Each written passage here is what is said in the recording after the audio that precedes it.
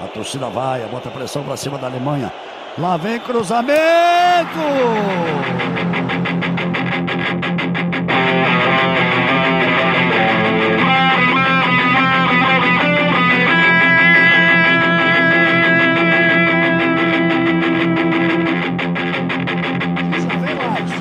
E lá vem mais! Olha a bola tocada, virou passeio! Gol!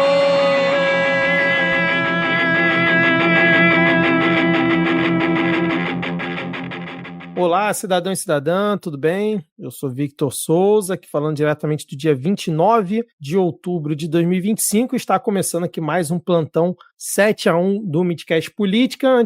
Antes de apresentar aqui a bancada, fica um disclaimer, né? Que hoje a gente tinha anunciado que seria a gravação do nosso segundo episódio extra do mês de outubro, mas a gente já tinha pensado em algumas ideias e tudo mais, mas com o atropelo aí dos acontecimentos, a gente acabou resolvendo utilizar o dia de hoje para fazer a gravação desse plantão, né, para comentar sobre o que aconteceu ontem aqui no Rio de Janeiro, e amanhã, como vai ser a gravação do nosso episódio especial Midcast 300, a gente acabou ficando sem data disponível, né, nesse mês de outubro, já que a gente tinha se programado para fazer nessa semana o segundo episódio extra, e o primeiro ainda vai sair no feed, que esse aí já foi gravado lá no início do mês. Então, feito aqui o disclaimer, vou apresentar aqui a bancada. Thaís Kisuki. Boa noite, Thaís. Boa noite, Vitor. Boa noite, bancada. Seguindo aqui a apresentação, temos Ana Raíssa. Boa noite, Ana. Boa noite, meus colegas de bancada. Boa noite quem está ouvindo a gente, quem está acompanhando a gente agora ao vivo. Seguindo aqui, temos Diego Schinello. Boa noite, Diego. Boa noite, ouvintes e ouvintas e ouvintos. E fechando nosso quinteto de hoje, Rodrigo Hipólito. Boa noite, Rodrigo. Boa noite não, porque o Cláudio Castro continua no cargo.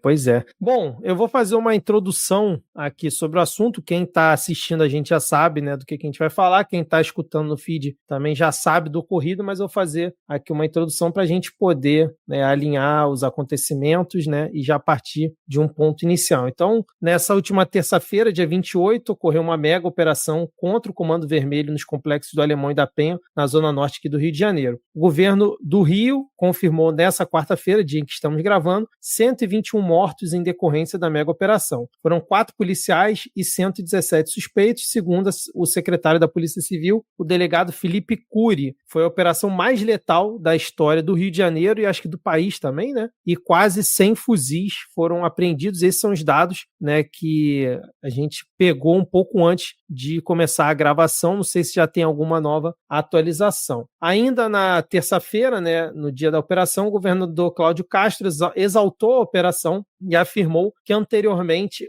o governo federal negou ajuda para operações policiais no Rio e que por isso o Estado, entre aspas, estava sozinho nessa mega operação. Essa versão foi amplamente compartilhada nas redes sociais pela extrema-direita, né? Vocês devem ter visto passar isso por aí. E aí, no final do dia, ele tentou amenizar o tom, né? Dizendo ali que houve uma leitura errada da sua fala, mas uma coisa pouco divulgada, né? E que saiu em poucos lugares essa, entre aspas, correção da fala dele. Só que hoje, né, na coletiva que ele deu, ele voltou a exaltar a operação e se solidarizou apenas com as famílias dos 4 policiais mortos, dizendo que foram as únicas vítimas no dia de ontem. O governador deu um ultimato a quem critica a atuação da polícia, abre aspas aqui para ele. O recado é: ou soma no combate à criminalidade ou suma. Temos muita tranquilidade de defendermos tudo o que fizemos ontem, fecha aspas. O secretário da Polícia Militar, Marcelo de Menezes, afirmou durante a entrevista que parte das imagens que poderiam ter sido registradas por câmeras corporais que participaram da mega operação nos complexos da Penha do Alemão no dia anterior podem ter sido perdidas devido à falta de bateria, né, de algumas das câmeras. Nesta quarta, o presidente Lula convocou uma reunião no Palácio da Alvorada para tratar do assunto, né? Participaram da reunião o diretor da Polícia Federal, André Rodrigues, os ministros Ricardo Lewandowski, Rui Costa, Aniele Franco e Macaé Evaristo. Por determinação do presidente, o ministro Lewandowski e o diretor-geral da Polícia Federal, André Rodrigues, viajaram aqui para o Rio de Janeiro e se encontraram com Cláudio Castro. Hoje, eles fizeram uma coletiva, agora há pouco, um pouquinho antes da gente começar a gravar, dizendo que foi estabelecido, acho que um gabinete emergencial, né, de crise, para tratar sobre essa questão, e aí ao longo dos dias provavelmente eles vão dar mais detalhes do que vai ser feito em relação a isso. E aí hoje, né, numa cena que ganhou o Brasil e o mundo, que eu acho que embrulhou o estômago de todos, moradores do Complexo da Penha levaram ao menos 70 corpos para a Praça São Lucas, na comunidade, né, eles foram localizados na mata, ali entre os complexos do Alemão e da Penha, na Serra ali da Misericórdia, e a advogada Flávia Frois, que acompanhou a retirada dos corpos, afirmou que alguns deles tinham marcas de tiros na nuca, facadas nas costas e ferimentos nas pernas, e o secretário da Polícia Civil, né, que eu comentei agora há pouco, Felipe Cury, ele afirmou que vai investigar por fraude processual quem participou da remoção dos corpos, pois, segundo ele, as pessoas tiraram as roupas camufladas usadas pelos supostos criminosos e alteraram ali a cena para parecer outra coisa, e várias imagens circularam hoje, uma coisa assim realmente horrenda, uma imagem que já vai ficar para a história, né, dos corpos todos ali expostos na Praça São Lucas. E agora eu jogo a bola para vocês, né, como é que vocês viram essa situação horrenda e mais um capítulo triste aí na história do Rio de Janeiro e do país, né?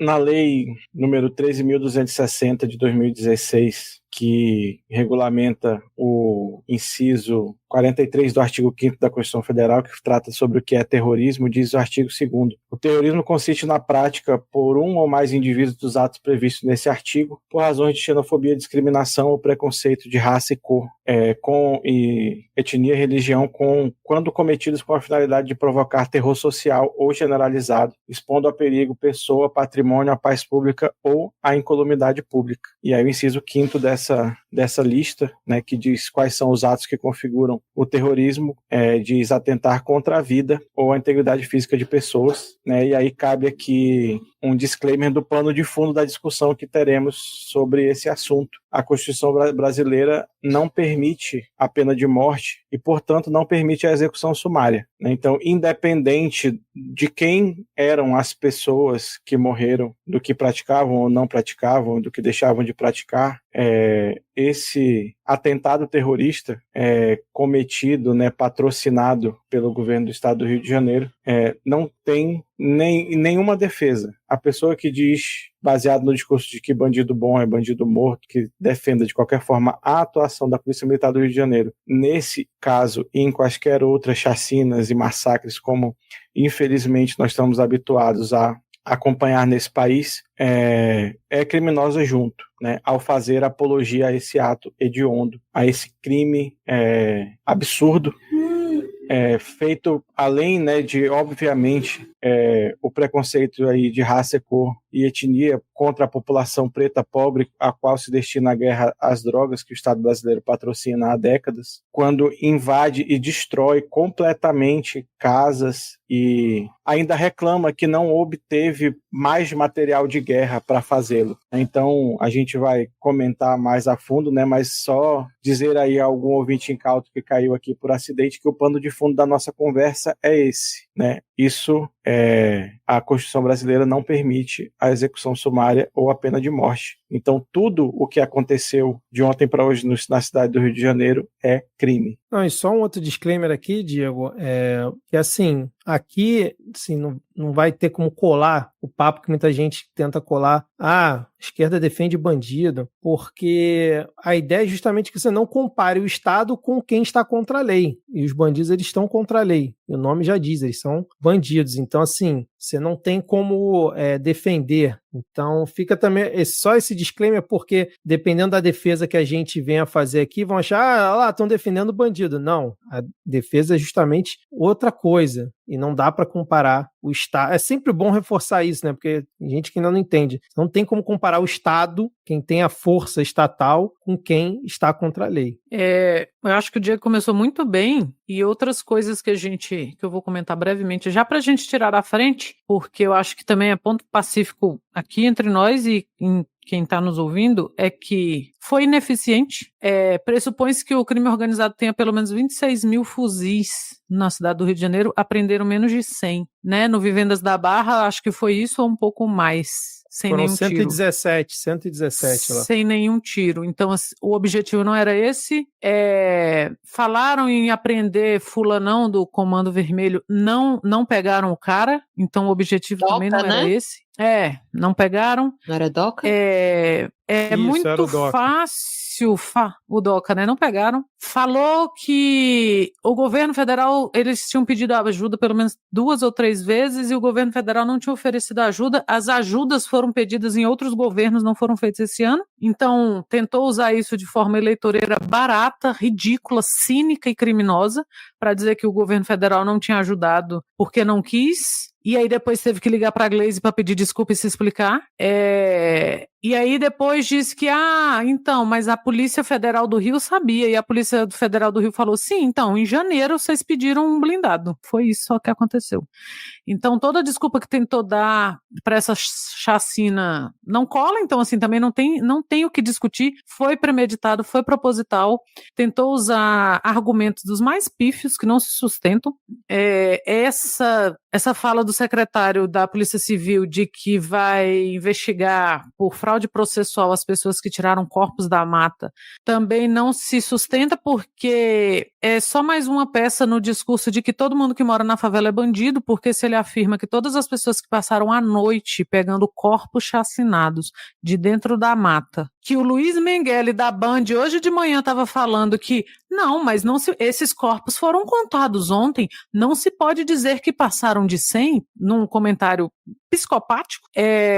A polícia chacinou essas pessoas e deixou lá, ainda não fez questão. Então, assim, se a questão deles era número, não contaram, porque a população que teve que tirar, e você dizer que essa população que passou a noite nesse campo de extermínio, numa situação grotesca e horrorosa, que elas estavam cometendo fraude, que elas foram lá para desfazer uma cena de crime e para tirar a roupa camuflada, pressupondo que eram soldados do crime organizado, todos, talvez alguns, mas todos, será? Ele está pressupondo o quê? Que todo mundo na favela é bandido, porque eu só teria interesse em desfazer uma cena de crime se eu fosse parte daquilo. Então isso é parte dessa peça de que todo mundo que mora na favela é bandido, porque você não cerca uma rua, uma quadra, um bairro para meter bala como se faz na favela. Então a favela para essa gente, ela é tida como lugar de bandido, de 100% bandido. O governador e seus secretários e demais irem para a TV falar que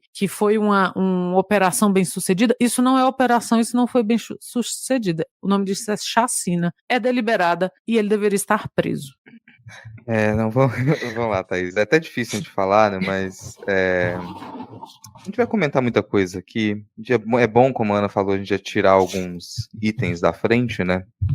E concordo com esse começo, a primeira fala do Diego. Acho fundamental a gente ter em mente que isso é terrorismo de Estado, não é de hoje. Dá uma raiva, um ódio absurdo, além do fato concreto, o modo como a gente comumente discute isso e como a mídia discute, como isso vai estar nos jornais, como se fosse algo plausível, como se houvesse a possibilidade de um diálogo ali. E aí você vê manchetes, você vê letreiros com Rio de Janeiro em guerra, que a gente vê desde que a gente nasceu. E não, o Rio de Janeiro não está em guerra, o Brasil não está em guerra. Guerra é entre 2 estados, isso não é guerra. Essa ideia de falar que isso é guerra, ou de usar esses termos, até que a Ana trouxe agora, demonstrando como isso é absurdo, soldados do tráfico. Não são soldados. Nosso exército tem soldados, o exército de um país tem soldados. O tráfico não tem soldados. O Rio de Janeiro não está em guerra, o Brasil não está em guerra. Não se trata de 2 estados. A gente tem chacina, a gente tem terrorismo de Estado, a gente tem massacre, é isso que a gente tem. Então não se trata disso. Esse discurso cola muito porque ele cria uma paisagem, um panorama em que mortes são aceitáveis. Que é o que acontece numa guerra. Numa guerra você tem 2 exércitos, ou mais de 2 exércitos em confronto, e você pressupõe que eles aceitaram esse jogo, e eles estão ali obedecendo. Até a morte de soldados é aceita pelo direito internacional. dentro de certos limites. Então, se eles estão em combate, não é o que está acontecendo. Não se trata disso. Não existe esse acordo. A gente não está dentro da mesma lógica civilizatória quando a gente coloca a força do Estado contra as pessoas de uma comunidade, contra as pessoas da favela. Não tem como a gente ter o mínimo, observar a mínima equidade ali. Não é isso, gente. Então não compra essa ideia de que o Rio de Janeiro está em guerra. Isso não acontece. Não é uma guerra civil. A gente não está nesse nível de organização. Inclusive porque acho que é bem difícil a gente ignorar que os traficantes têm ligação direta com grandes empresários e com políticos no Rio de Janeiro. É difícil a gente ignorar que a própria polícia militar, civil, ela tem ligação direta com o crime organizado. São altos nomes da polícia que têm ligação com o crime organizado. São altos nomes da nossa política, governo, prefeitura, vereadores, deputados e deputadas, tem ligação direta com o crime organizado. Então a gente não está lidando com dois lados que eles estão em um conflito porque eles querem dominar alguma coisa. Não se trata disso. Não, a gente está falando de genocídio do povo negro, a gente está falando de séculos já de controle dessa população pobre. É disso que a gente está falando. A gente está falando de manter uma lógica de campo de concentração em ambiente urbano, que é o que a gente tem nas favelas do Rio de Janeiro, em muitos casos é isso. A gente aceitou esse fato, a gente aceitou que essas pessoas, elas no máximo só podem sair para lá para trabalhar por baixíssimos salários fora das favelas e voltar aí com um controle rígido, porque se você sair de lá e você for pego pela polícia sem seu documento, você está ferrado, às vezes até com documento. Então todo esse discurso que se cria em torno, falar que é guerra, a gente falar que é operação, a gente chamar de suspeitos, a gente chamar de bandidos, a gente dizer que é por conta do Comando Vermelho aqui, é por conta de tal facção cá e acolá, isso torna a coisa normalizada, parece que as coisas fazem sentido, parece que é plausível você dar a resposta de matar centenas de pessoas. E agora foram 130 pessoas, acho que já está a contagem assim. Mas isso é porque é esse fato nesse momento. Mas toda semana tem essas chamadas operações. Tem pessoas mortas. E muitas delas a gente nem vai ficar sabendo, não vai dar na mídia. Não vai dar na mídia. Só quando para a cidade inteira é que dá na mídia. Então é difícil a gente falar sobre isso porque esse assunto só se volta para o Brasil inteiro quando a coisa explode dessa maneira. Mas isso é cotidiano esse tipo de ação do Estado e da polícia, essa manutenção de campos de concentração, o modo como a população pobre e preta é tratada. Isso é uma coisa constante. E aí vem a pergunta também, que a gente pode discutir, mas já quero tirar isso da frente. Mas então não tem o que fazer. Tem o que fazer. Já está mais do que demonstrado que tem o que fazer. Tira o lucro do tráfico. Legalização de drogas. Faz operação financeira para bloquear o dinheiro deles. Foi feito na Farinha Lima outro dia. Muito mais eficiente. Então a gente já sabe o que fazer. Já sabe. Não eleger políticos de direita e extrema-direita, porque direita e extrema-direita só quer matar, roubar, destruir e volta da escravidão. É isso que eles querem. Então a gente tem que limar a direita e a extrema-direita da política, porque é isso, eles defendem descaradamente discursos nazifascistas, eles defendem descaradamente discurso misógino, eles defendem descaradamente racismo. Eles só não falam com todas as palavras que elas querem à volta da escravidão, porque isso já foi também normalizado, esse discurso, quando você fala, todo o discurso da Faria Lima, de você, se você é pobre é porque é culpa sua, porque você tem que ter, a gente é a favor da meritocracia, porque você tem que ser um empreendedor de si mesmo, isso tudo é para dizer que, olha, a sua pobreza, a sua miséria está justificada e a culpa é sua. E aí para tentar aprovar projeto para as pessoas trabalharem em troca de um prato de comida, isenção de imposto para rico, pobre pagando mais imposto, tá lá. Então, a gente sabe a solução. A gente já colocou na prática e viu que funciona. A gente sabe o que não funciona. A gente sabe que é isso que acontecendo no Rio de Janeiro, que é o que não funciona desde que se começou. Desde que existe polícia no Brasil, é assim que se age e nunca funcionou. Então isso eu acredito que aqui é uma concórdia. A gente já entende esse ponto. Aí a gente vai ter que agora entender possíveis consequências desse desastre, desse absurdo, da chacina que aconteceu essa semana. O que pode acontecer a partir disso, né? Quais vão ser os posicionamentos do governo federal, do Ministério Público, do STF com relação a isso? É um pouco do que a gente vai conversar aqui mais adiante. Logo que começaram a sair as notícias do que estava acontecendo no Rio de Janeiro, o primeiro contato que eu tive foi no Blue Sky, pessoal comentando, falando mal do Cláudio Castro, e aí eu sem entender o que estava acontecendo, e logo em seguida foi o Vitor no nosso grupo, né, dizendo, tá um caos aqui no Rio de Janeiro, e aí foi ele que falou, e foi aí que eu tive o primeiro contato com o que estava acontecendo, e aí desde então, assim, foi uma enxurrada de mensagens, né, no grupo que eu participo, que tem mais de 100 quadrinistas do país inteiro, tinham vários do Rio de Janeiro, vários com dificuldade para voltar para casa, essa coisa assim que geralmente quando essas operações, digamos assim, acontecem no Rio de Janeiro, se concentra principalmente nas comunidades, né, nas comunidades específicas aonde eles querem atingir. Mas nesse caso foi algo que se espalhou pela cidade inteira e tomou uma proporção muito, muito absurda. Não à toa aí esses números que a gente tem ouvido falar. E aí, no meio dessas discussões, o que se falou foi o Cláudio Castro já está pensando na próxima eleição, porque, de fato, esse tipo de espetáculo é algo que a extrema-direita faz, né? A extrema-direita não consegue ter propostas construtivas, então ela traz propostas destrutivas. E no ambiente onde a criminalidade deixa as pessoas completamente acuadas, esse espetáculo da violência, ele causa a sensação, a impressão de que algo está sendo feito. Porém, a gente vê que essas ações elas acontecem nas áreas do tráfico, mas não acontecem nas áreas da milícia, né? Então, até isso, assim, até dentre os objetivos que existem escusos, existe também essa coisa assim de que será que o governo quer combater o tráfico ou só quer abrir mais uma área para a milícia? Já foi dito aqui também, né, que vários deputados do Rio de Janeiro, maioria inclusive, têm suspeitas de terem envolvimento com o crime organizado. Então, como é que se acaba com o crime num estado onde o poder paralelo não é mais paralelo, né? O poder paralelo é o estado do Rio de Janeiro. Inclusive já saíram fotos do Cláudio Castro com pessoas que estariam dentro do crime organizado.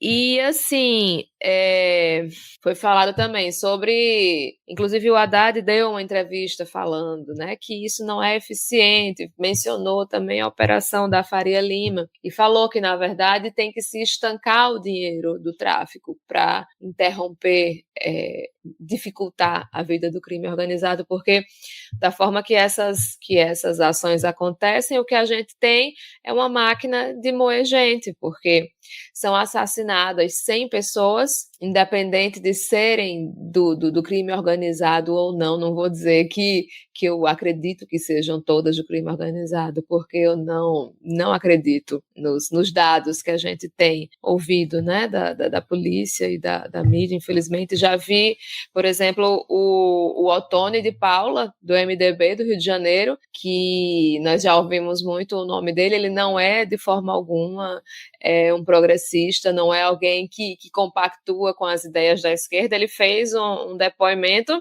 quase chorando, falando que ele sabia de várias pessoas que eram da igreja dele, que tinham sido assassinadas, que nunca tinham pego no fuzil.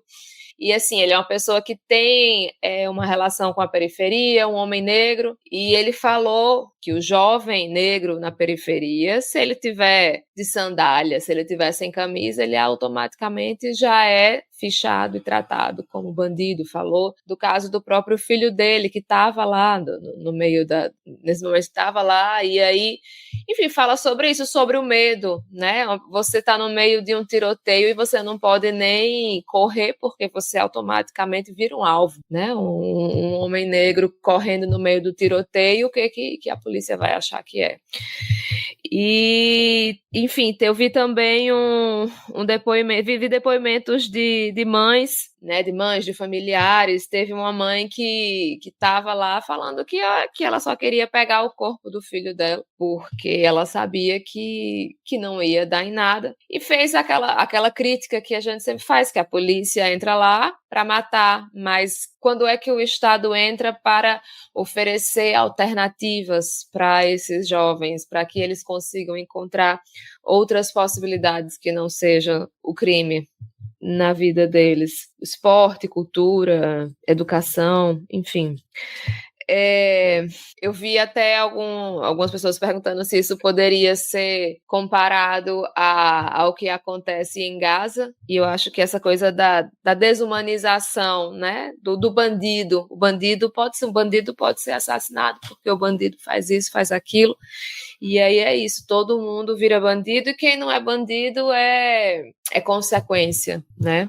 E aí isso se torna algo aceitável aos olhos de boa parte da população, inclusive eu vi algumas pessoas que se dizem de esquerda, né, falando sobre, mas como é que nós vamos enfrentar o crime organizado, armado até os dentes, e vamos nos questionar aí quem arma esse crime organizado, né? Vi algumas notícias de que teriam armas que tinham registros que indicavam que teriam sido desviadas de CACs, né? Mas, para além disso, também ficamos sabendo de indícios de tortura, né? De pessoas que teriam sido amarradas, que teriam tido membros decepados. Então, assim, é para isso que serve a nossa polícia, para torturar. A gente continua mantendo os mesmos hábitos dos tempos de escravidão, dos tempos da ditadura, porque, enfim, pessoas desumanizadas é justificável na mente de algumas pessoas que as pessoas sejam desumanizadas até o ponto de não serem tratadas como seres humanos. E às vezes alguns dizem, mas os traficantes eles fazem XYZ, os bandidos fazem XYZ. E sim, é por isso que eles são considerados pessoas fora da lei e pessoas que devem ser julgadas dentro do rito processual que o nosso Estado exige, né? Eu acho que todos os ouvintes que ouvem o Midcast têm essa noção de que esse ciclo de violência entre polícia e entre moradores de periferia é algo que adoece e que mata todo mundo que está dentro desse processo, porque os policiais também não ficam com a cabeça saudável depois de estarem ao tempo todo nesse processo de assassinato, de chacinas, de operações extremamente estressantes, né? Se a gente leva um grito do chefe, a gente fica estressado. Imagina você o tempo todo tá lá sabe, com medo de levar um tiro, com medo de morrer, enfim. E aí foi mencionado sobre a PEC da segurança pública, que está travada no nosso Congresso desde 24 de abril. Desde 24 de abril, não, 24 de abril foi a apresentação dessa PEC, e aí, por não ser uma prioridade, né, a prioridade, como nós passamos o ano inteiro discutindo, é livrar Bolsonaro e os demais golpistas ao seu redor da cadeia, e também conseguir manter as próprias emendas, chantagear o governo para conseguir manter as próprias emendas, foi basicamente isso que a gente discutiu o ano inteiro aqui no Midcast. Então, coisas irrelevantes como discutir os problemas de segurança pública, como discutir redução de impostos obrigatórios para pessoas que não têm uma alta renda, isso não foi considerado importante para chegar agora o governador do Rio de Janeiro e falar que o Rio de Janeiro foi abandonado pelo governo federal, né? E só para finalizar essa minha primeira fala, ainda na terça-feira, eu acho que o discurso, a fala mais potente, que mais me impactou no dia de ontem, foi da Benedita da Silva, que ela falou assim, que assim, as pessoas moram nas favelas, a maioria, enfim, moram nas favelas, moram em ambientes que não têm a melhor estrutura, que muitas vezes são dominadas pela milícia ou pelo crime organizado. Bom, milícia é um crime organizado, né? Só tem outro nome. Porque elas não têm condições financeiras de morar em outros lugares. Então, são pessoas que estão lá porque é o que a condição financeira delas permitem e elas são tratadas como criminosas por morarem lá, por morarem em ambientes dominados pelo crime organizado. Enfim, eu não conseguiria transmitir o que ela falou, mas quem quiser ouvir pode ir no Instagram dela, depois nas redes dela, para ver, porque mostra, assim, como uma mulher negra que viveu 50 anos da vida dela dentro da periferia, como é doloroso ver esse tipo de coisa acontecendo repetidamente. A gente eu, por exemplo, que não nunca morei num bairro de periferia, me entristece e me deixa abalada ver isso acontecendo, mas isso não é nada perto de quem vive isso o tempo inteiro, né? A gente já cansou de ver crianças se escondendo de bala perdida dentro da escola. Enfim, e teve uma fala que eu vi, tanto a Cecília quanto o Orlando, que são do Rio de Janeiro, falando muito que se contar corpos dessem algo, o Brasil já era a Suíça. Deixa eu fazer um adendo rapidinho. O que Thaís falou me lembrou uma coisa que eu tenho pensado nos últimos dias, aliás, acho que de ontem para hoje. As pessoas têm direito de querer morar na favela. A favela é uma periferia organizada. É claro que ninguém mora num lugar precário, ninguém mora num morro que toda chuva derruba casas e soterra pessoas, porque quer. Mas as pessoas que moram na periferia, elas têm direito de querer morar na periferia. O centro não é meio uma ideia neoliberal de um dia eu vou ser rico, ou a ideia de que só o centro ou só bairros de classe média teriam qualidade de vida e cultura e coisas para oferecer. As pessoas que lutam por uma vida digna na favela, na periferia, elas não estão defendendo a falta de estrutura, a violência, mas elas estão defendendo o direito de se viver na periferia. As pessoas têm direito, sabe?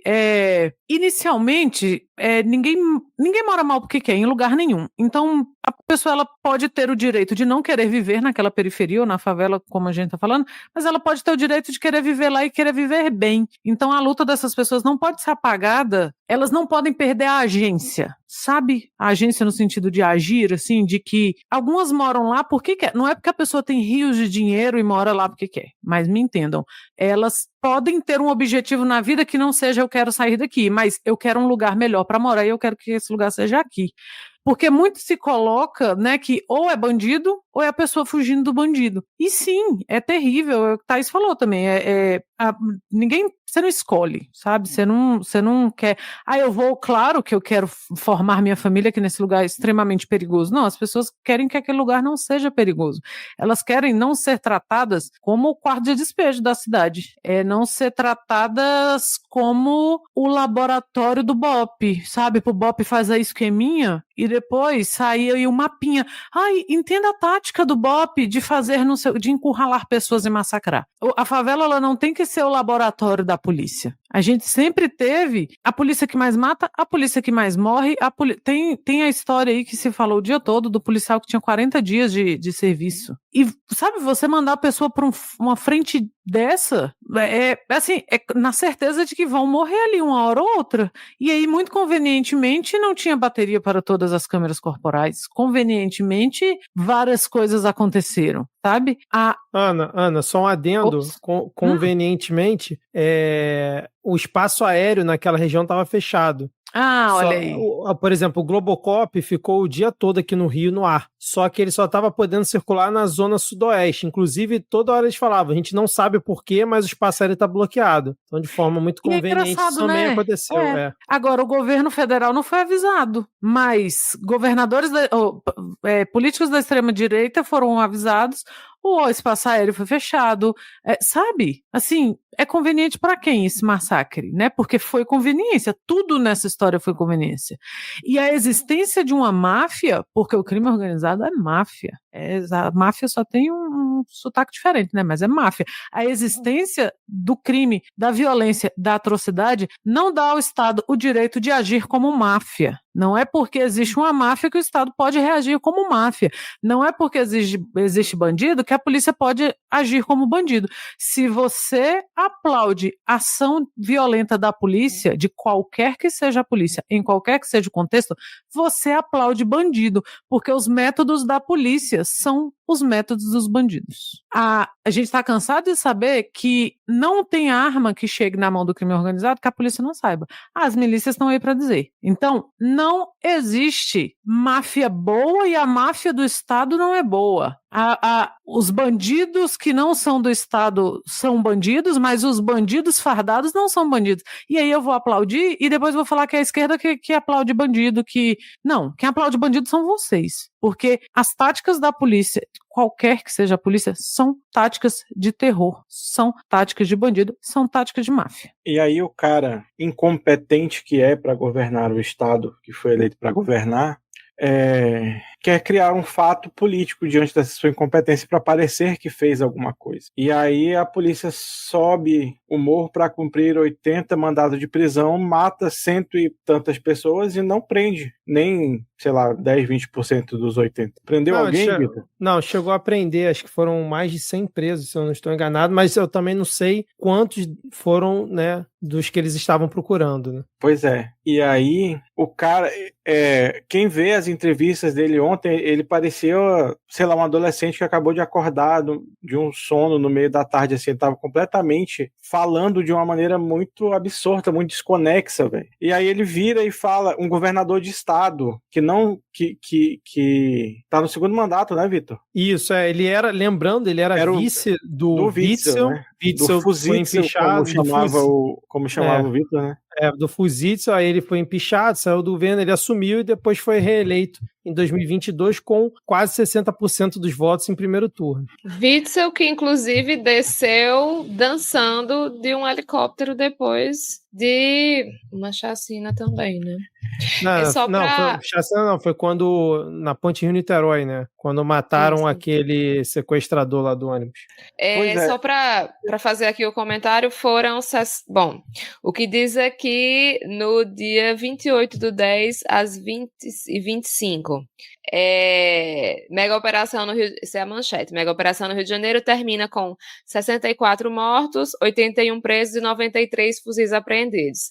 O número de mortos a gente sabe que está errado, né? O número de presos talvez. Presos também foi atualizado. Já, a última vez que eu vi foram 113. Pois é. Aí o cara, no segundo mandato como governador de um estado, diz: eu pedi para as Forças Armadas me emprestarem blindado 3 vezes e eles não me deram. Disseram que tinha que ter garantia da lei e da ordem. Caralho, tem lei a porra do país, velho. Não é me empresta um blindado, velho. Não existe.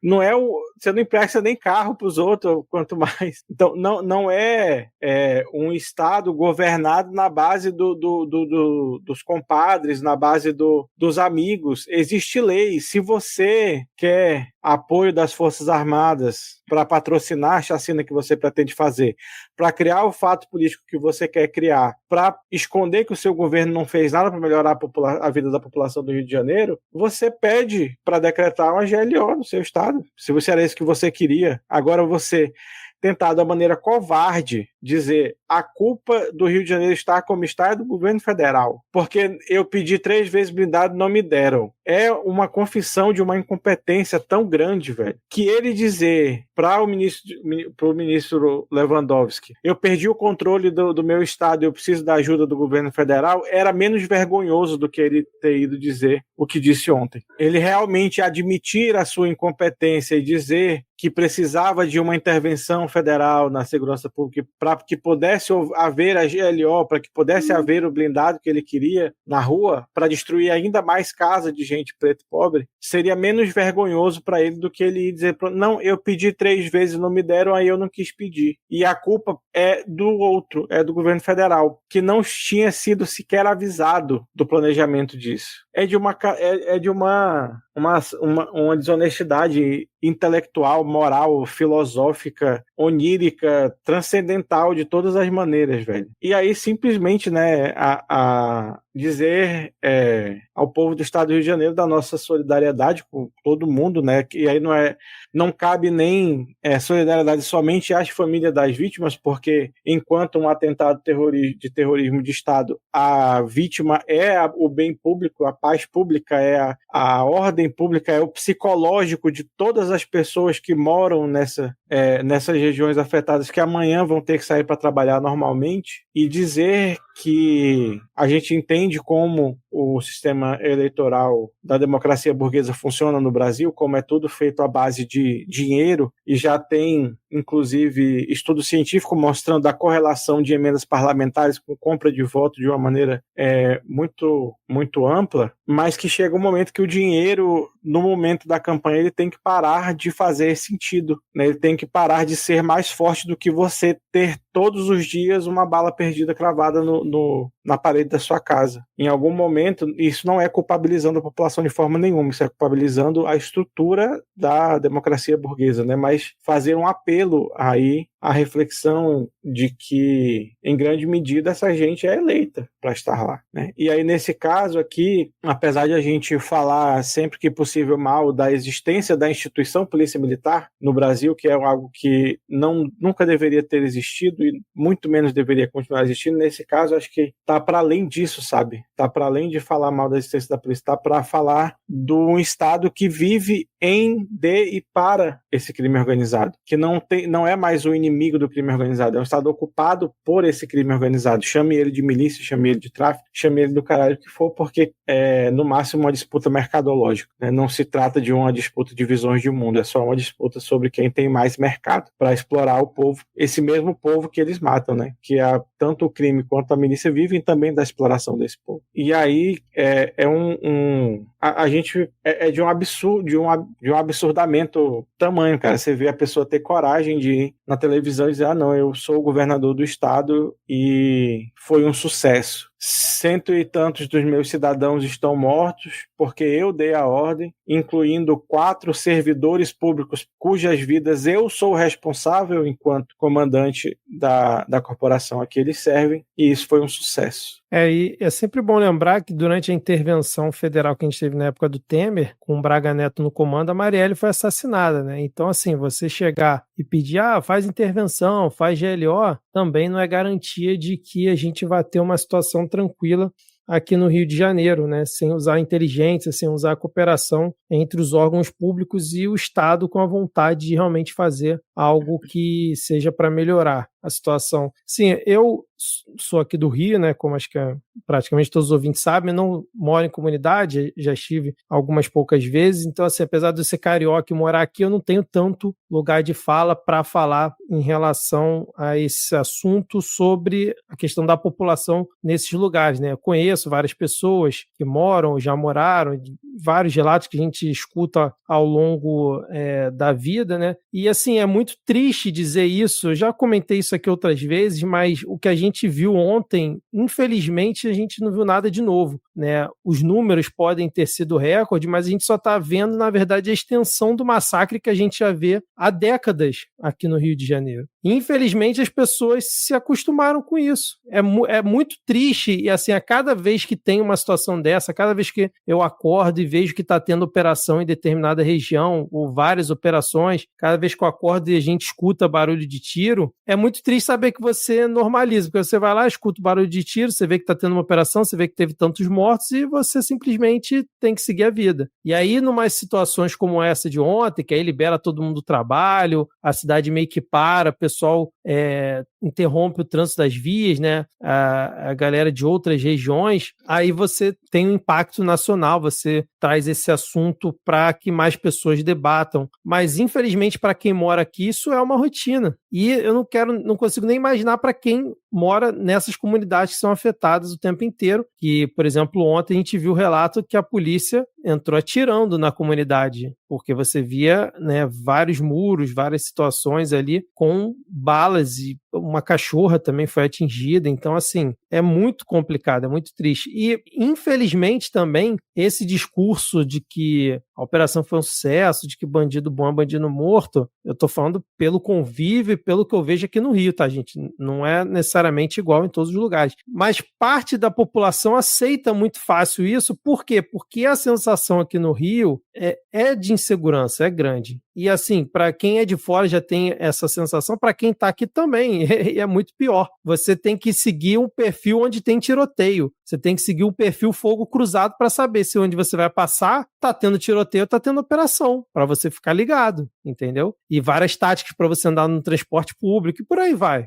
Não cabe aqui ficar listando. E aqui todo mundo conhece alguém que já sofreu algum tipo de violência, ou você mesmo já sofreu, e aí você vê essas imagens de bandidos passando armados para tudo quanto é lado no noticiário, né? Você vê várias situações de violência, e aí você fica tentado a aceitar esse discurso, porque essa desumanização que vocês muito bem comentaram, ela causa essa situação também, né? E isso é uma construção de décadas que tem aqui no Rio de Janeiro. E aí como é que você faz para quebrar esse ciclo? Não é uma coisa fácil, porque você liga a TV, porra, é Brasil Urgente, é a Globo passando o tempo inteiro, é o noticiário, é a pessoa que você conhece. Então, cara, é muito difícil mesmo. Então, assim, ao mesmo tempo que você tem ali uma população que está sendo oprimida pelo tráfico, pela milícia e pelo Estado, você também cobra que essa pessoa tenha uma racionalidade de que não, pô, a polícia está entrando, atirando aqui, o bandido está te oprimindo, mas você tem que achar que, pô, a polícia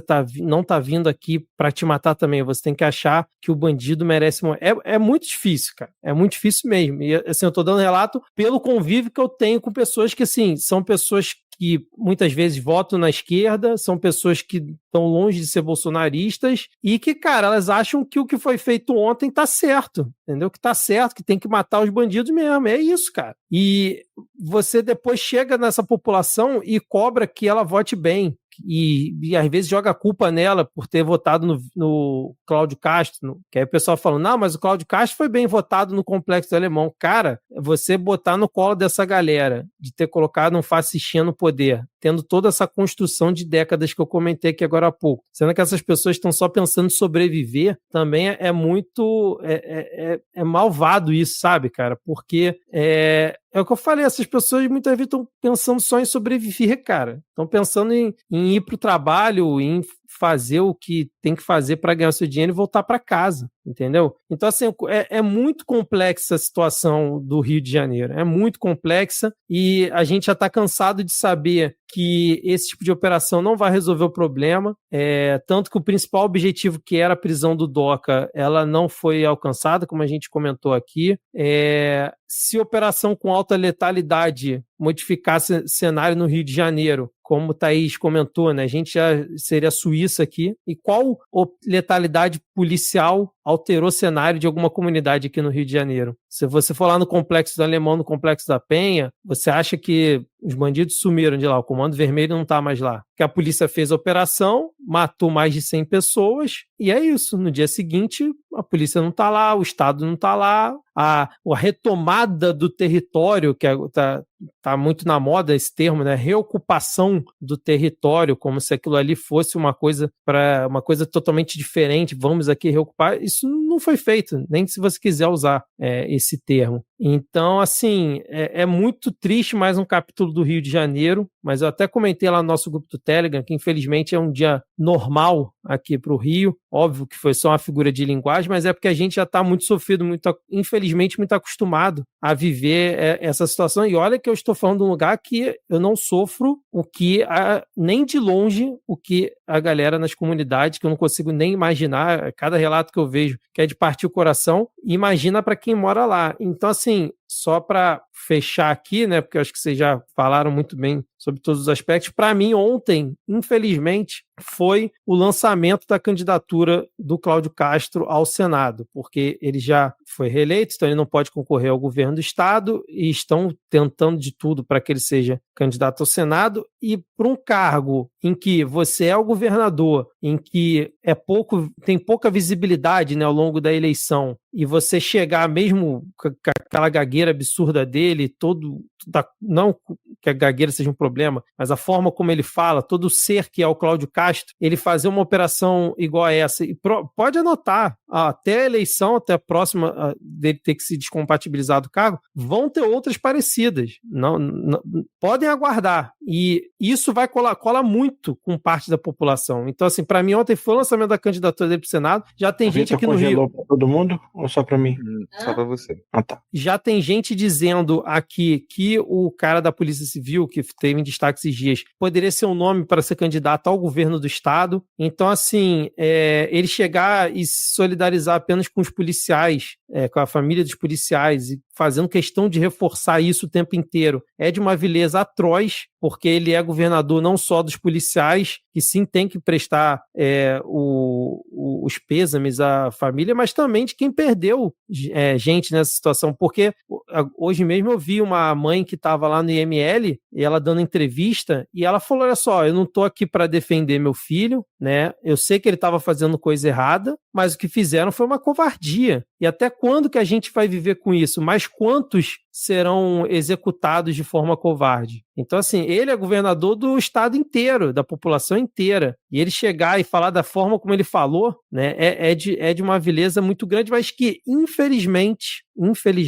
cola muito com boa parte da população. E a ação que foi feita ontem, da forma como foi, enquanto o Lula estava indisponível, né, estava viajando, toda essa situação chamada de narcoterrorista, né, que é uma coisa que, por exemplo, a gente vê os Estados Unidos querendo utilizar, por exemplo, lá para a questão da Venezuela. Então, tudo isso junto, você junta nesse caldo todo e você vê que realmente tem uma motivação política, não só do dia a dia, mas uma motivação política já pensando em 2026, e quem paga o pato, mais uma vez, é a população do Rio de Janeiro.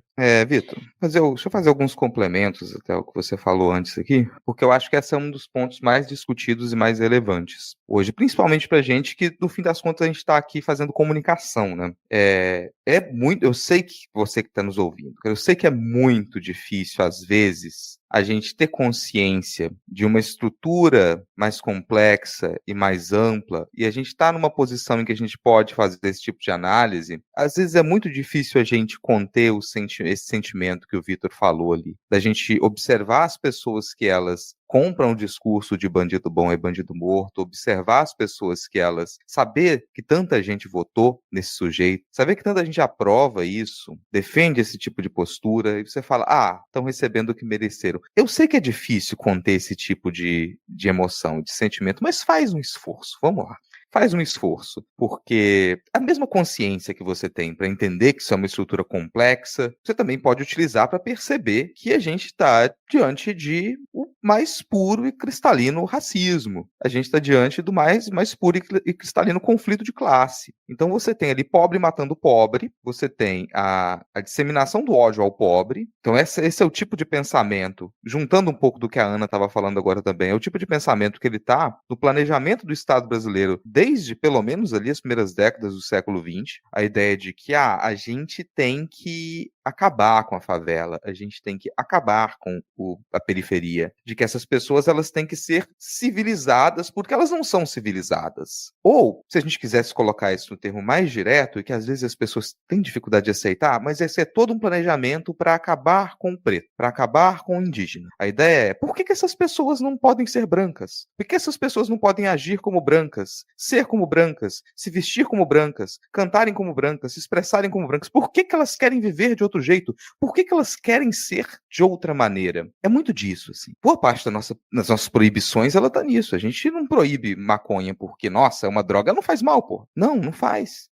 Se você observar, a gente tem policiais pobres, porque ninguém rico vira policial militar. Policial militar é tudo pobre. É tudo pobre. Então você coloca pobre para matar pobre. Você aliena pobre desde sempre. Então a mesma consciência que você tem para perceber que a gente está diante de uma estrutura complexa, compreenda que a alienação também é algo complexo. E que você também está suscetível a isso. Eu vou fazer uma analogia, e como toda analogia, ela é falha. Mas perceba que as pessoas, elas têm muito ódio quando roubam o celular dela. Então você tá lá no ônibus, ou você tá no ponto de ônibus e roubaram o seu celular, apontaram uma arma pra você e roubaram o seu celular, e você quer que aquela pessoa morra. Te desperta um ódio por aquele sujeito em específico. E aí você fala, nossa, a gente precisa da guerra às drogas, porque esse sujeito está roubando o meu celular porque ele é um nóia, ele é um viciado. Não, colega, não é droga. Porque você não tem raiva do playboyzinho que está consumindo droga na boate da Zona Sul. Você não tem raiva do playboyzinho que está consumindo droga nas boates do Triângulo. Você não tem ódio desse cara. O único problema ali é que aquele pobre não tem dinheiro para poder comprar a droga dele, mas você não tem problema nenhum com a droga. A droga não é um problema para você. Você não tá nem aí se as pessoas estão fumando maconha, estão cheirando cocaína, então você não tá nem aí se as pessoas estão injetando. Não é esse o problema. O seu problema não é que aquele sujeito ali que te roubou não tinha dinheiro e estrutura para consumir a droga dele tranquilamente. Só isso. E aí por que esse sujeito tem dinheiro e aquele outro, esse sujeito que tá na Zona Sul tem dinheiro e o sujeito que te roubou não tem? Então pensa, olha como é que é complicado, é difícil você raciocinar isso no seu momento de raiva. Você pensar que,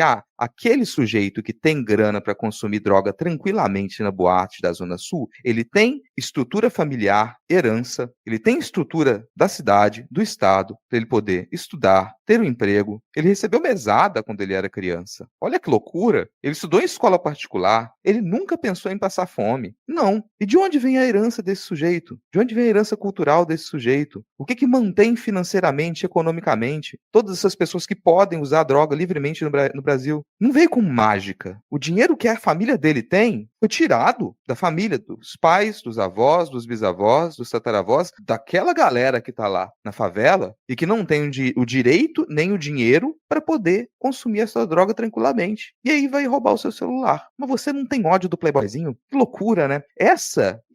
Parece essa individualização, você apontar para o sujeito e falar, esse aqui é só o meu problema, eu quero que esse sujeito morra. É isso que se a gente está pensando em trazer um pouco mais de consciência de classe, que parece hoje em dia tão cafona você falar de consciência de classe, é esse tipo de cenário que a gente tem que combater. É fácil? Não é fácil, mas dá sim. E não vai ser rápido também. Não vai ser rápido, porque para a gente conseguir sair disso, a gente tem que desmantelar uma estrutura de comunicação imensa que ela propaga esse tipo de pensamento. A gente tem que desmantelar esse Estado, que é esse Estado de crime organizado do Rio de Janeiro que propaga isso. A gente tem que conseguir regular a mídia, a gente tem que impedir que continue a existir com tanta tranquilidade programas de televisão em todos os restaurantes na hora do almoço, normalizando chacina. A gente tem que impedir que a gente tenha um monte de pastor subindo em púlpito de igreja para poder professar esse mesmo tipo de coisa. Então a gente sabe quem são os sujeitos que propagam esse pensamento. A gente sabe quem são os sujeitos que eles alienam a população pobre para querer que a população pobre morra. Esses sujeitos estão nomeados. São esses pastores, são esses políticos, são esses jornalistas, são esses conjuntos de mídia. Não tem nada escondido aí. Então a gente sabe contra quem que a gente tem que lutar.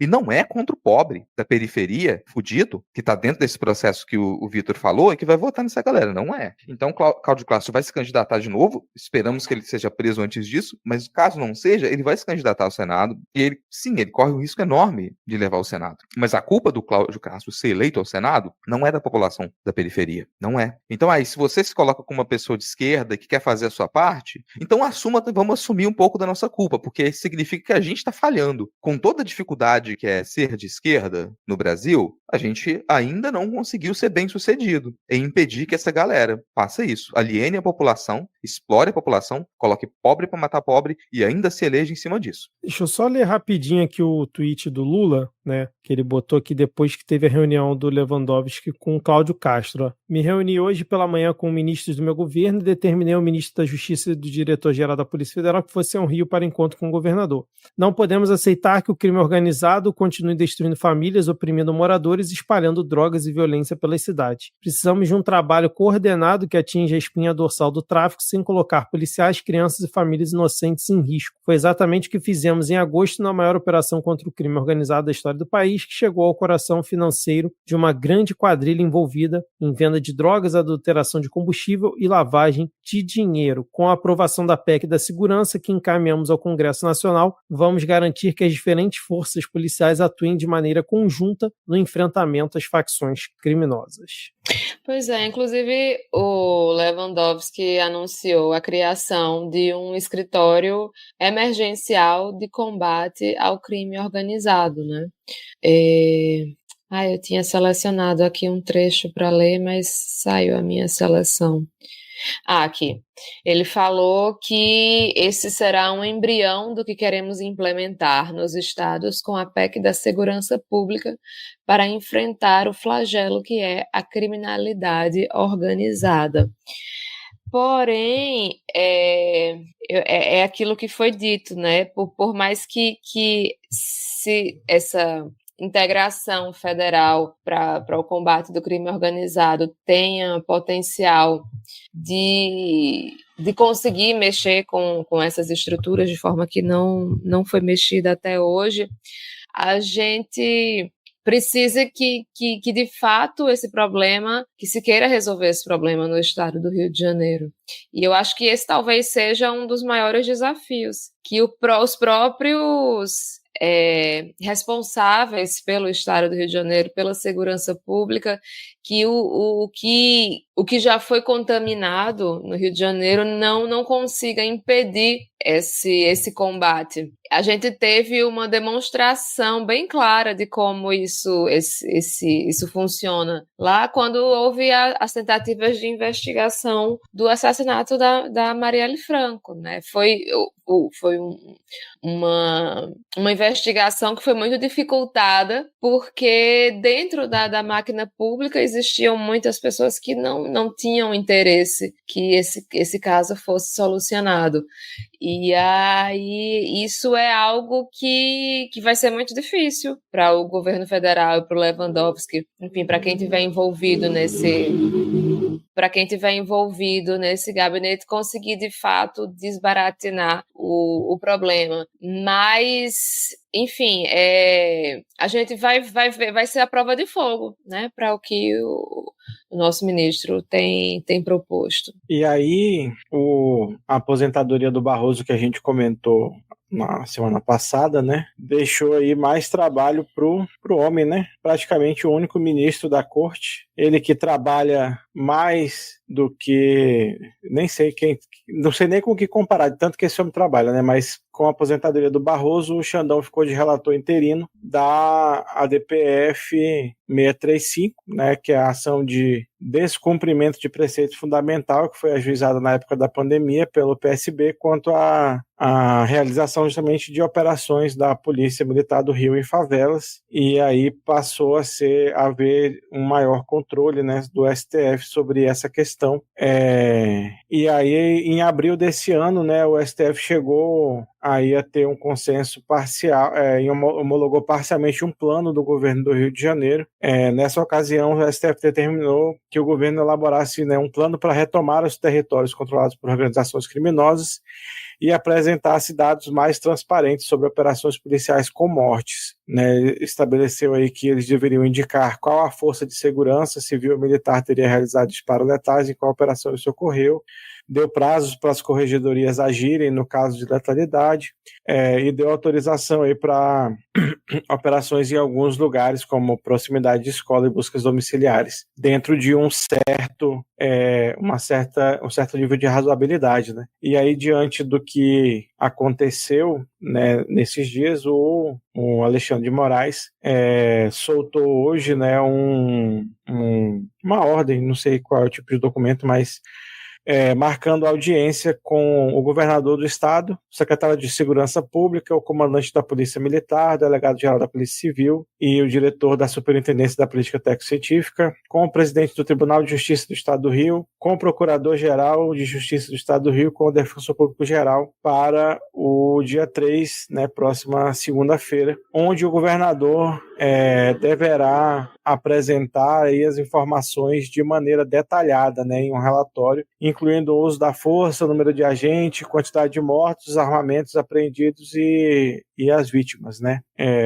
E também na esteira da esfera judicial, a bancada, alguns deputados, na verdade, né, principalmente aí PT, PSOL, PCdoB, MDB, alguns outros, muitos parlamentares do Rio de Janeiro, mas também de outros estados, protocolaram junto à Procuradoria-Geral da República um pedido de prisão preventiva do Cláudio Castro em virtude do que aconteceu, né? Então, na segunda-feira, o governador vai ter que estar presente lá com o Xandão, né, para se explicar do que aconteceu, e a gente espera profundamente que em algum desses casos ele seja preso quanto antes, apesar de muito duvidarmos. E você comentou aí da PGR, Diego, fui também resgatar aqui, que foi uma coisa que aconteceu um pouco antes de começar a gravar, que o Ministério Público aqui do Rio de Janeiro, né, deu uma coletiva para falar sobre a operação, e aí determinou a verificação das câmeras corporais utilizadas pelos policiais, e o Procurador-Geral de Justiça do Estado disse que o acesso e a checagem das imagens são parte essencial da apuração sobre as mortes ocorridas durante a ação, e que eles vão ter total independência para fazer essa apuração. Ele disse que a retirada dos corpos lá da mata dificulta, né, a verificação, né, mas não inviabiliza a perícia. E aí ele comentou também que o Ministério Público não participou do planejamento nem da execução da operação, né, que foi deflagrada ontem,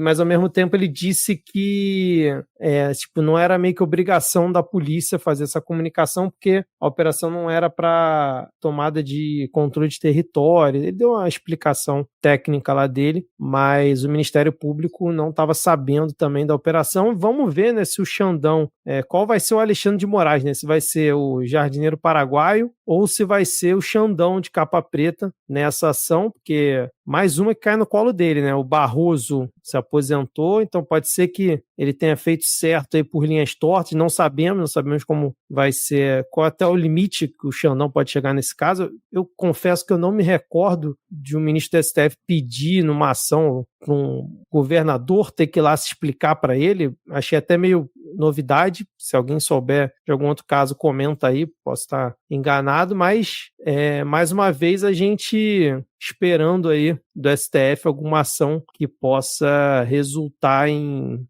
alguma responsabilização, né, para quem de direito. Infelizmente, a gente tendo que depender de alguma ação aí do STF. Quanto ganha o Xandão, hein? Xandão, 40 mil? 40 Menos do que deveria. É isso que eu ia dizer. Só 40 mil para carregar esse país nas costas? Tá pouco. Ó, 46 mil reais. Só? Fala sério. Duvido. Isso bruto, se for líquido é 30 mil, estão dizendo aqui. Não é nada. Mas enfim, é pouco. Tem coisa aí por cima, com certeza tem. Não é uma crítica, beijo aí a todos os funcionários públicos que ganham seus penduricalhos, mas é pouco. É muita coisa. Não é possível. Ele dorme que horas? Imagina ser assessora desse homem. Que inferno. Era isso que a eu falo. sorte dele é que ele já entrou no cargo careca, senão já não tinha mais um fio de cabelo. É verdade. O juiz auxiliar e os assessores ao contrário dele, do Fux, que não faz nada e foi aumentando a quantidade de cabelo ao longo das décadas. Inclusive avançando para a testa. Em breve chega no queixo. Em breve, Fux de barba.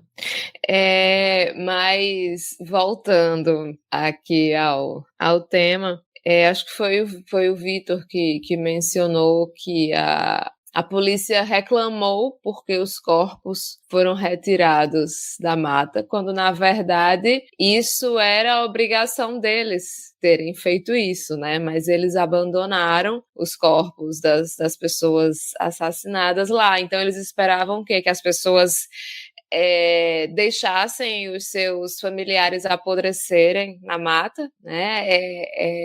É muita maluquice, assim, você não faz o que deveria fazer, e quando o outro faz, vai atrás de velar, procurar os seus familiares, os seus entes queridos, mesmo que sejam pessoas que tenham cometido crime, são pessoas que têm mãe, que têm pai, que têm filho, que têm esposa, enfim, pessoas que amam eles, que não querem que essas pessoas, ou enfim, mesmo pessoas, não estou nem dizendo que todo mundo que foi encontrado na mata tinha relação com o crime organizado, mas é isso, assim, as pessoas que foram assassinadas, independente de terem ou não relação com o crime organizado, e foram abandonadas na mata, elas foram resgatadas pelas pessoas que, enfim, que eram das suas famílias, que as amavam, que queriam ter o direito de pelo menos velá-las, né? E aí vi essa reclamação de que tiraram as roupas camufladas, tiraram os corpos deles da mata.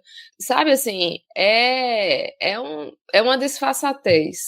Eu estava lembrando de uma parte da live do Orlando Calheiros que ele fez hoje, né? E é justamente aqui sobre a questão dos policiais. Ele estava contando, né, um relato pessoal dele, estava falando que ele é de uma família, né, que tem alguns policiais, um tio dele que foi executado e que foi uma influência muito forte para ele, né? Era policial. E ele contando, né, de alguns casos que ele conhece, e foi o que o Rodrigo também falou, né, que a pessoa muitas vezes escolhe ir para a polícia para poder ter uma segurança, né? Você é pobre e você consegue ver naquele emprego uma segurança, uma estabilidade. E aí ele estava tocando no ponto da lavagem cerebral que essas pessoas sofrem quando estão ali na formação, né, dentro da própria PM, né?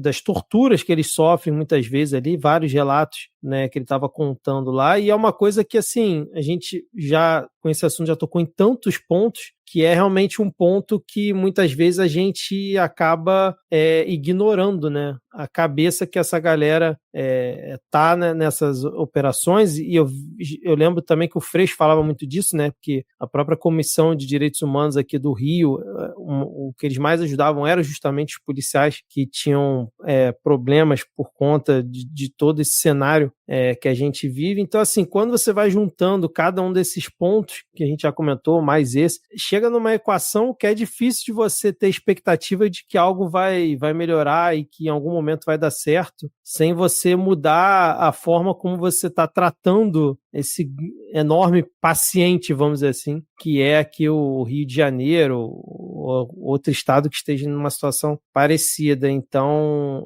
eu só lembrei disso aqui agora quando a Thaís comentou aí sobre os policiais, sobre a polícia ter reclamado, né, que esse também é um ponto que a gente tem sempre que estar em mente, porque ele é parte do problema, né, também, como todos os outros pontos que a gente tocou aqui. Então, são muitas frentes para você atacar, para tentar fazer esse assunto evoluir de alguma forma, mas, pô, é bem desanimador, cara.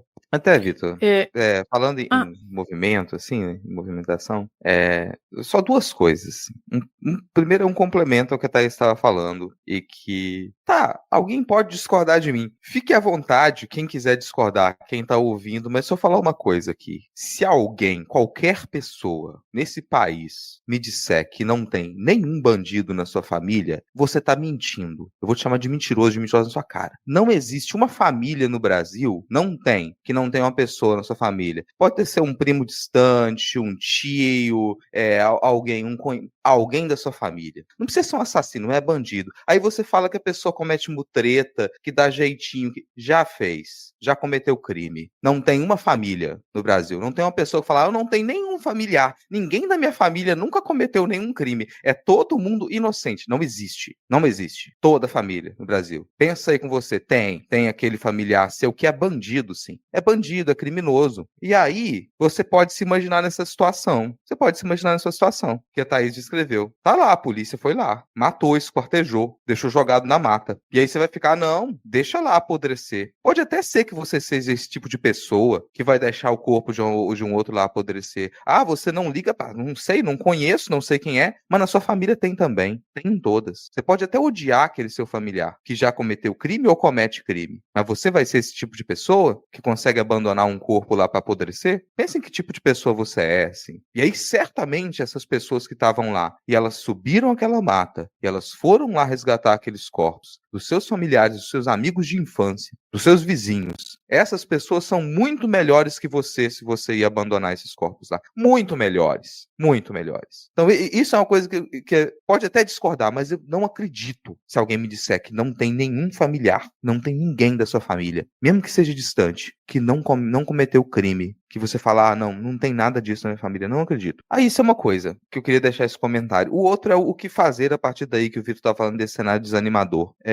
uma das coisas que eu gostaria que a gente fizesse é não deixar a poeira baixar. É não deixar a poeira baixar. A gente está numa crescente na comunicação do governo federal nesses últimos meses. Então, parabéns para o giro de 180 graus que deram na comunicação do governo federal, principalmente desde o começo do ano aí. E uma coisa que já deu para entender é que quando a gente parte para cima, quando a gente afirma a posição de esquerda, quando a gente afirma as pautas, a defesa ideológica que a gente tem, porque é a ideologia de esquerda que eu defendo e que eu quero que esse governo defenda, quando a gente faz isso, a gente ganha. Então, eu quero ver isso essa poeira não baixar. Eu gostaria de muito de ver, se não o presidente da República, pelo menos ministros e ministras, indo para a televisão, fazendo comunicado, levando isso a sério, não só dando uma notinha em rede social, fazendo uma declaração aqui, as instituições vão investigar, a polícia está investigando, vamos confiar na justiça. Gostaria muito que não fosse assim. Então isso é um posicionamento, uma movimentação que a gente pode fazer e que se deve fazer. Não deixar a poeira baixar. Vai para a televisão, coloca ministro para falar, domina essa comunicação, já que isso é uma ação.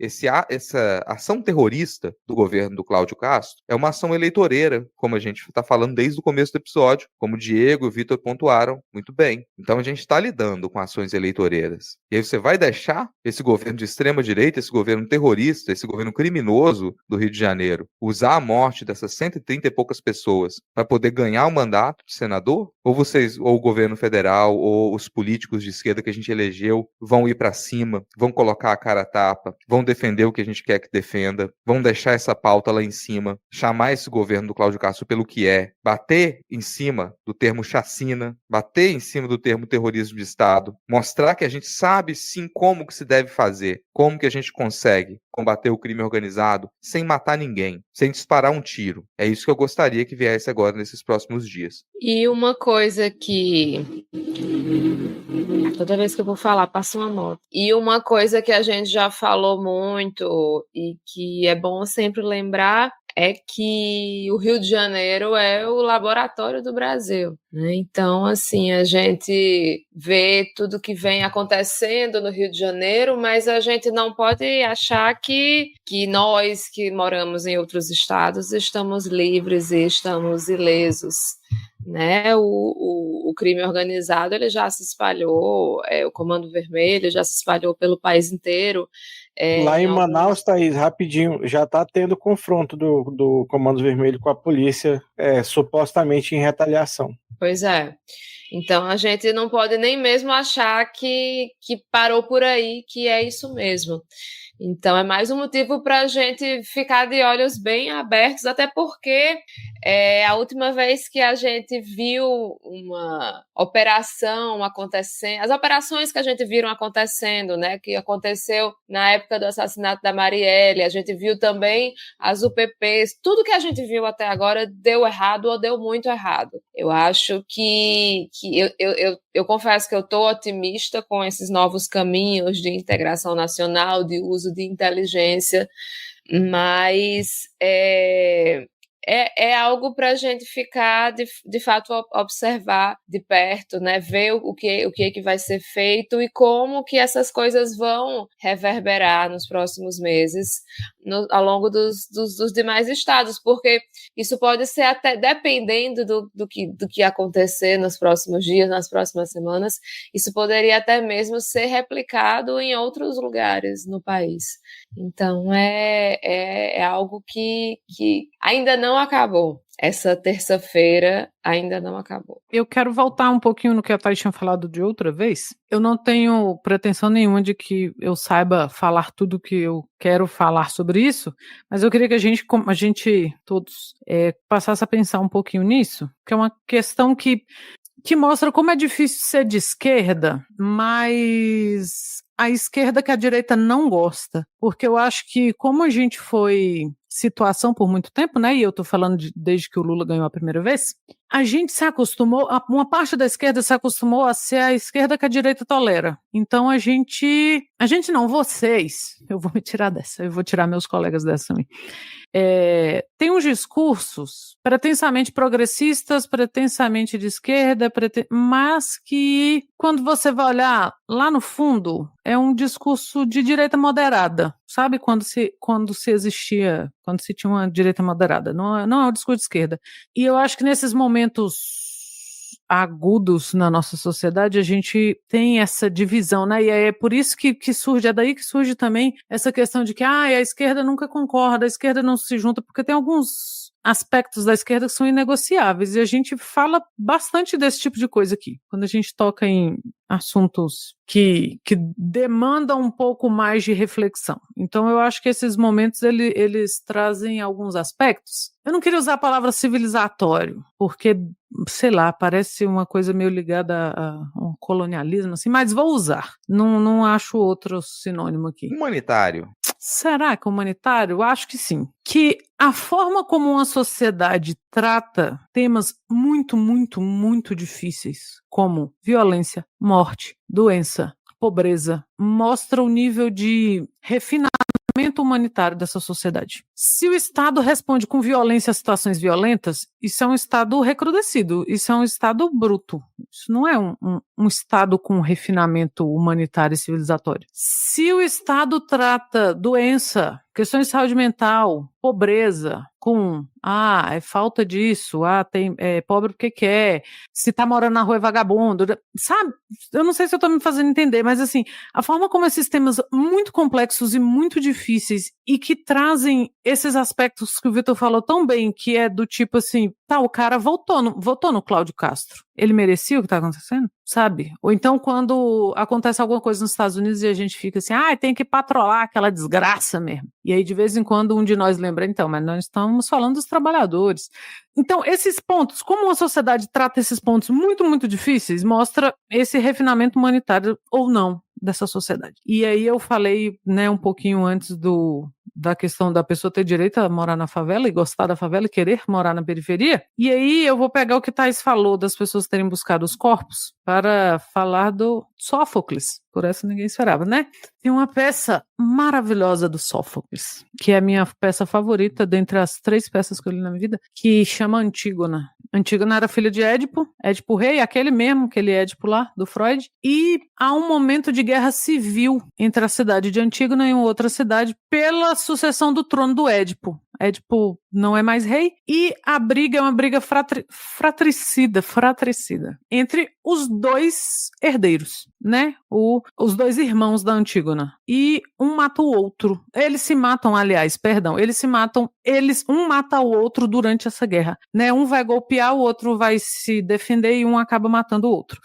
O tio assume o trono, eu vou ser breve, eu juro. O tio assume o trono e decide que um deles vai ser enterrado e o outro não. E aí começa o drama da Antígona, porque ela passa a peça toda, o texto todo, lutando pelo direito de enterrar o irmão. E em nenhum momento ela fala que o irmão estava mais certo que o outro, ou que o outro irmão que foi enterrado estava errado.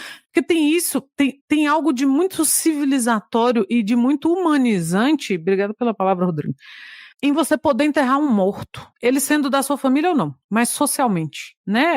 Quando a gente estuda um pouquinho de antropologia, lá no início você já estuda assim, a gente virou humano quando a gente começou a enterrar pessoas, as nossas pessoas. E é por isso que velórios são públicos na maioria ou pelo menos culturalmente são públicos, né? Você pode prestar homenagens, é por isso que tem gente que os velórios juntam milhares de pessoas e toda essa questão. E essa peça é sobre isso. Em nenhum momento ela entra no mérito de que um irmão merecia mais ser enterrado que o outro, ou que um estava certo, o outro estava errado, ou que ela só quer enterrar o irmão. E há um decreto do rei, que é tio desses personagens, que não deixa enterrar o outro, para servir como exemplo. E aí a gente tem muitos casos, que inclusive estamos falando de um deles, de que execuções são usadas para servir de exemplo. Execuções por parte do Estado são usadas para servir de exemplo. A gente começou com Tiradentes, e antes disso, né, então não é novo na nossa história execuções serem usadas para servir de exemplo, não só na nossa história brasileira, como na nossa história civilizatória. Porque é muito importante que você enterre seus mortos.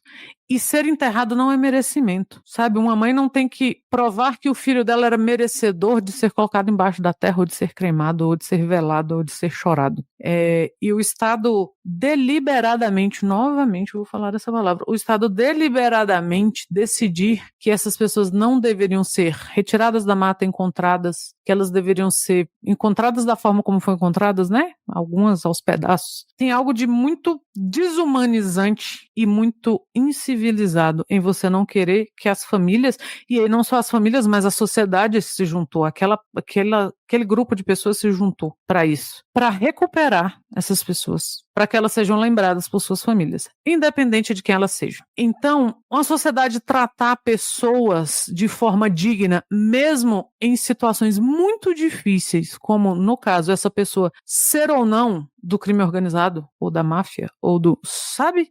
Isso mostra o nosso avanço humanitário, assim, ok, é o caso da mãe que alguém citou aí. Não tô aqui para defender meu filho, eu tô aqui para buscar meu filho.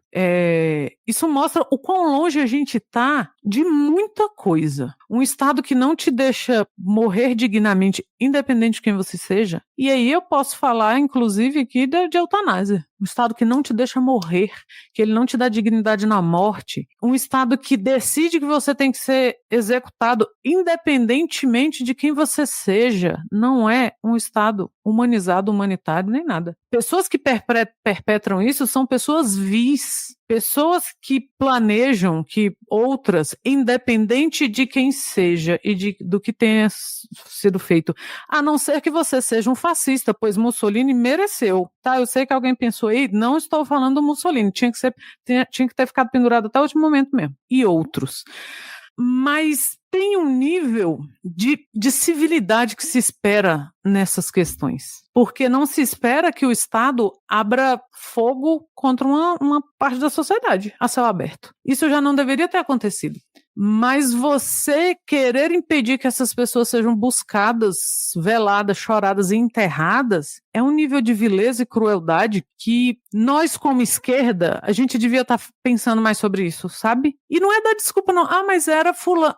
Não. Porque é o que foi falado aqui, assim. Na sua família não tem ninguém? Todo mundo na sua família merecia? Não é questão de merecimento. É questão de ser gente, sabe? É questão de ter degraus que você não volta. Você não volta civilizatoriamente num degrau do nível enterrar seus mortos. Então eu acho que a gente, como esquerda, a gente tem a obrigação de pensar mais profundamente, sabe? De viajar na maionese. A gente anda viajando muito na maionese.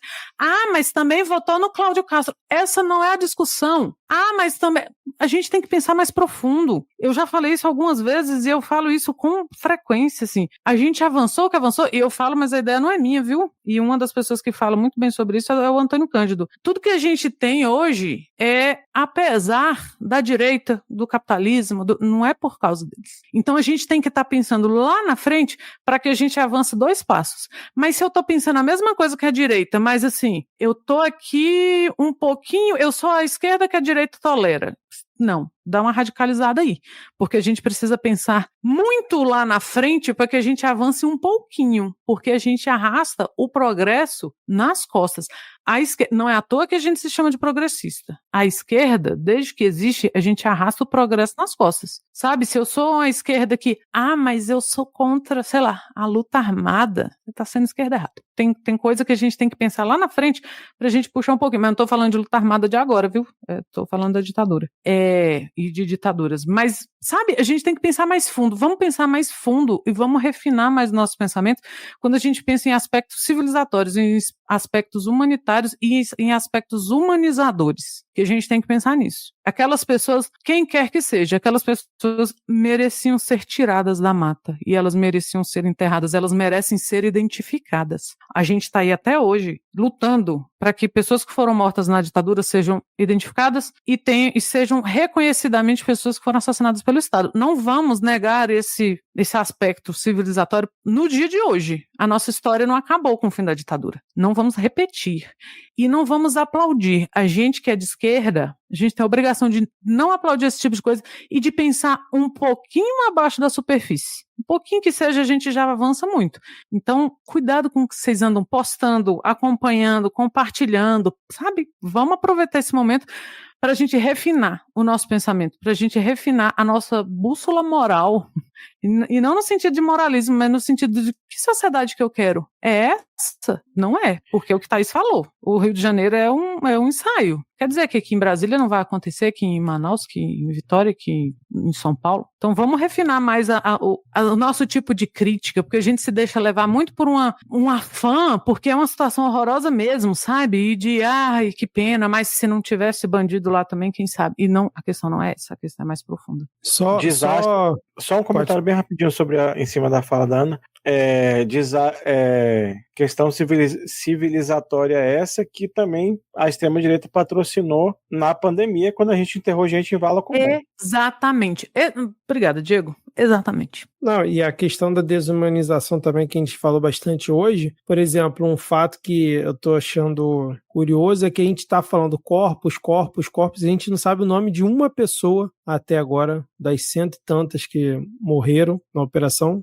Não foi divulgado até agora o nome de ninguém. E aí, por que isso está acontecendo, né? Porque também ajuda a justamente desumanizar, né, toda essa situação. Quando você só fala corpos, não sabe quem estava ali, no fim do dia é todo mundo bandido mesmo. E é como a gente falou, a gente não tem como saber porque a gente não sabe o nome de cada um, a gente não sabe a história de cada um, nem se você quiser aí, você, tá muito afim de falar que todo mundo era bandido ali mesmo. Porra, nem isso você nesse momento pode afirmar, porque você realmente desumanizou toda essa situação ao só falar em corpos, e a gente não saber quem que tá ali naquele meio. Todo mundo vira número. A gente deixa de ser gente para virar número. Exatamente. Vitor, eu sei que eu já falei muito também, mas eu queria fazer um complemento a essa ótima fala da Ana Raíssa, assim. Tentar ser breve, Rodrigo, porque já estamos... você já quase 2 horas aqui, né? Mas vou ser breve. Porque pra mim isso diz muito. Quando a gente fala que a gente é de esquerda, talvez a gente diga muito por quem a gente chora. Por quem a gente chora? A morte de quem que a gente chora? E se você para pra pensar nisso, você entende qual é a sua posição na sociedade, qual é a sua postura política, qual é a perspectiva de mundo que você tem. Porque eu espero que uma pessoa de esquerda mais chore é a morte desse sujeito, desse jovem. Um jovem que ele teve, o Estado roubou o futuro desse jovem, o Estado roubou o direito desse jovem estudar, o Estado roubou o direito desse jovem ter perspectiva de vida, o Estado roubou o direito desse jovem constituir uma família, roubou o direito desse jovem circular pela cidade, ele empurrou esse jovem para a ilegalidade, ele tornou esse jovem um não cidadão, ele fez com que esse jovem ele pegasse no fuzil. Tô pensando aqui no bandido, naquele que vocês dizem que é para matar, esse bandido mesmo aí. O Estado obrigou esse jovem, depois de não dar perspectiva nenhuma de vida para ele, de roubar todos os direitos dele, o próprio Estado colocou o fuzil na mão dele. Porque é o Estado criminoso do Rio de Janeiro. O Estado colocou o fuzil na mão dele, o Estado obrigou esse jovem a participar do tráfico e do crime organizado. Esse mesmo Estado vai lá, mata esse jovem, esquarteja esse jovem e diz que esse jovem merecia morrer. E não dá nome para ele e faz com que todo mundo diga: é isso aí, morreu mesmo, tá ótimo. É esse jovem, é a morte desse jovem que eu vou chorar. Olha o quão é triste isso. Desde que esse jovem nasceu, toda a vida dele foi roubada. O futuro dele foi roubado. O Estado fez isso com ele. E depois de fazer isso com ele, mata, esquarteja e faz todo mundo comemorar. Essa é a morte mais triste. Essa é uma das mortes mais tristes que eu posso imaginar. Então pensa na condição dessa morte, na condição dessa vida e na condição dessa morte. E é ela que a gente chora. E é chorar essa morte, muitas vezes, que faz com que a gente seja de esquerda. É isso. Diego, Thaís, Ana, mais algum comentário? Não, acho que é isto. Eu queria agradecer aqui o pessoal aqui do chat, queria agradecer o Repositor e a Cizizizis, que fizeram super chat aqui, né? A gente comentou uns episódios atrás que o nosso canal já está habilitado, acho que essa é a primeira live que a gente faz aberta para todo mundo que já tem essa opção. Eu nem sabia como funcionava isso aqui, mas já pingou aqui 2 super chats. A gente agradece aqui e agradece também, né, o Bruno Teixeira, o Reni Barcelos, a Natasha Ribeiro, a Natasha que estava lá, né, no encontro lá dos ouvintes lá em Brasília, que a gente vai comentar melhor nos próximos episódios, Lele Rios, André Ferreira, Fábio Cardoso, Graciele Neiva, Fernando Xavier, o Riffer. Se eu perdi alguém aqui, peço desculpas, mas tá aqui o registro, né? Se por acaso não for o nome de alguém, se pronuncia aí no chat para poder fazer esse registro também. Só fazendo aqui a parte protocolar, né? A gente está aqui no dia 29 de outubro, né? Nesse momento que a gente está gravando, a nossa campanha do Pix recorrente ainda não foi alcançada, né? Primeira meta, falta ali acho que pouco mais de R$100, alguma coisa assim, para alcançar a primeira meta. Então, a princípio, não teremos episódio extra no mês de novembro, né? Lembrando que quem quiser apoiar aqui o nosso trabalho, tem aí a chave Pix, que é podcastmid@gmail.com. Tem também o nosso Apoia-se, né, que é apoia.se/midcast, para você continuar apoiando, porque a gente continue trazendo aqui episódios semanalmente, além dos extras e tudo mais. E amanhã continua confirmada a nossa transmissão ao vivo, também aberta para todos os ouvintes, do episódio 300. A gente vai tentar fazer uma virada de chave aqui para celebrar esse episódio que a gente já tinha prometido, já está há semanas aqui anunciando, e que é merecido também, de certa forma, né, pela toda a trajetória que a gente já fez aqui, e celebrar junto com vocês acho que vai ser muito importante. Mas hoje, assim, não foi o episódio que a gente queria fazer, né? Como eu comentei no início, a gente tinha a perspectiva de fazer um episódio extra que os ouvintes bancaram no mês passado. Inclusive, a gente pede desculpas aí para os ouvintes, né, que a gente só vai conseguir entregar um episódio extra, vamos dizer assim, né? E acaba ficando esse plantão como segundo episódio extra, mas não tinha como ser diferente, né? Na data de hoje, a gente gravar algum episódio extra fazendo aqui, sei lá, algum jogo, alguma coisa aleatória que a gente tem feito com toda essa situação ocorrendo, ainda mais que amanhã, como vai ser esse episódio especial, não daria para a gente comentar de forma como a gente comentou hoje o assunto aqui, 1h50 de live, que eu acho que a gente conseguiu cobrir bem o assunto, trazer diversas reflexões, e que eu acho que serve também para ajudar nesse debate aí que está rolando em vários meios de comunicação. O Lado B fez uma live ontem também, o Orlando Calheiros, né, já também falou do assunto, inclusive acho que ele deve fazer uma outra ali com o Jair também hoje ou amanhã, não sei. Já vi a Cecília também comentando lá no UOL também, hoje eu estava acompanhando. Então, assim, voz importante, né, falando sobre o assunto. Acho que a gente consegue aqui a nossa contribuição também, somar, né, nesse conjunto de pessoas que tentam debater de forma racional e com um viés de esquerda, que vocês muito bem apontaram aqui durante todo esse episódio, que não é fácil, né, devido a todos os pontos envolvidos aqui que a gente comentou, mas a gente segue, como disse aqui a Natasha no chat, a gente segue lutando. Mais algum complemento? Sim, eu queria que agora no final o Riffer fez um comentário que eu acho que vale a pena a gente trazer, que ele fala, né, que o Estado inicialmente ele começa obrigando as mulheres a terem filhos, porque ter filho não é uma escolha, né, para as mulheres brasileiras que engravidam. Então, se a gente engravida, a gente é obrigada a ter. E aí, muitas vezes, essas mulheres se encontram sem um suporte do pai, que é esmagador a quantidade de crianças que nascem sem um pai presente, né? Mesmo quando o nome do pai está no registro, muitas vezes ele, quando muito, paga uma pensão, muitas vezes nem mesmo o nome no registro tem. E aí, claro que aí muitas vezes as pessoas falam que é a culpa da mulher, que não escolheu direito o pai, mas assim, o homem não vem com uma bandeira vermelha pendurada no pescoço para a gente saber se vai ser um bom pai ou um mau pai. Mas aí, a partir do momento que essa mãe tem esse filho, ela tem que trabalhar. E aí, com quem que ela... A partir do momento, não, né? As pessoas têm que trabalhar, principalmente as pessoas que não são herdeiras, né? A maioria da população tem que trabalhar.